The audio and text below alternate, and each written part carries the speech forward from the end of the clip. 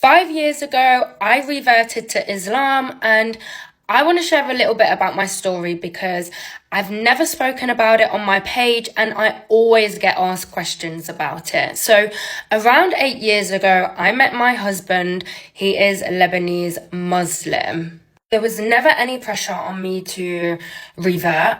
I actually spent a couple of years doing a bit of research before I made my decision. I'm just going to be honest with you. I grew up in a family of alcohol abuse, and as I got older, I understood that those things are just pure evil. Islam helped me find peace with those things and helped me stay on a good path. Especially now, since having my family, it's so much more important to me. There was so much when I was doing my research that aligned with me and my morals, and I just knew that this was the start of my journey.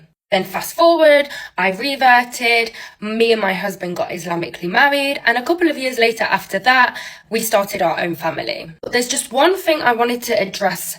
I always get asked by people, but if you're a Muslim, how can you be a Muslim if you don't wear the hijab? There's things that are compulsory in the religion, but those things are between me and God. And that is what I love about the religion, because I have been in Islam for the past 5 years, but I'm learning every day and I'm still on my own journey. People have this perception that Islam controls us as women when actually it puts women above all. It's not that we or I can pick and choose. It's more that it's within my own time. I'm not perfect.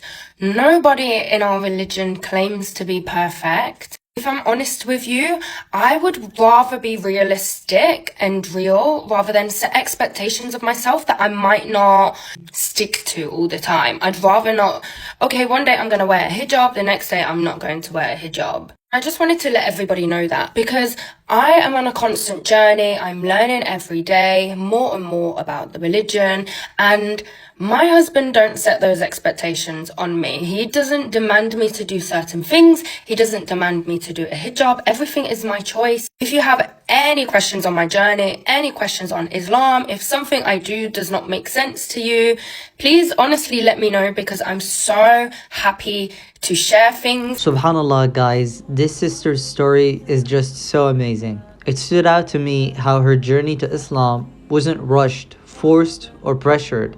She took years to research, reflect, and understand. And doing that alone destroys most of the myths about Islam. She didn't accept Islam because of marriage pressure. No, she accepted Islam because her heart recognized the truth. Coming from a background of alcohol, abuse, chaos, and instability, Islam gave her something completely different, an unshakable moral standard, a way of life that protects your family, protects your children, and protects your soul. And this is something many people don't understand or have. Islam doesn't just come to control your behavior. It comes to heal your wounds and break destructive habits and actions in your life. Now, the question she always gets asked is, how can you even be a Muslim if you don't wear hijab? This is something that needs wisdom when we talk about it. Yes, hijab is a very important thing in Islam. It's an obligation that must be done. And I hope Allah guides her to it as soon as possible. But it's also important to note that guidance is a bit of a journey.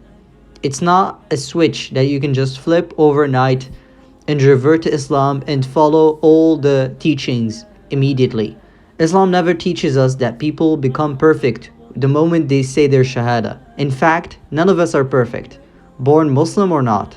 What's beautiful here is her honest story. She's not pretending, she's not being performative about it, and she's walking towards Allah at her own pace, with sincerity, of course. Allah says in Quran, Allah does not burden a soul beyond what it can bear. Her husband didn't force her, Islam didn't trap her, and no one claimed she was flawless. Instead, she came to it because it gave her peace, clarity, and true direction. And she's still learning and growing in faith. May Allah keep her firm, increase her knowledge, and grant her strength in her journey. And Alhamdulillah for Islam.